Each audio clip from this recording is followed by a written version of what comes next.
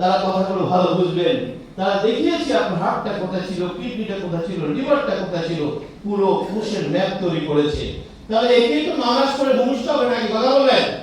ধীরে ধীরে তরুণে পরিণত হবে, যুবকে পরিণত হবে, প্রৌঢ়ে পরিণত হবে, বার্ধক্যে পরিণত হবে, এই কোষটির মৃত্যু ঘটবে।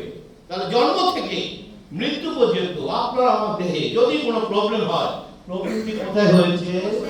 আপনি তরুণ সে জায়গোট, আপনি বৃদ্ধ সে জায়গোট, আপনি শিশু সে জায়গোট। বিজ্ঞান বলছে জন্ম থেকে মৃত্যু পর্যন্ত আপনি যদি একটি কোষের যত্ন নিতে পারেন, আপনার বডিতে কোনো রোগ হবে জোরে একটা হাত দাঁড়িয়ে হবে।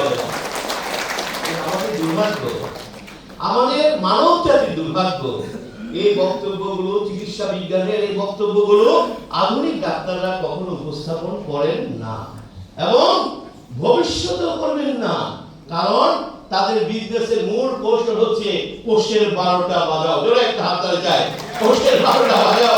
এই কোষটাকে যত বেশি ড্যামেজ করা যাবে, যত বেশি বিধ্বস্ত করা যাবে, তত আপনি নানা ধরনের রোগে আক্রান্ত হয়ে যাবেন।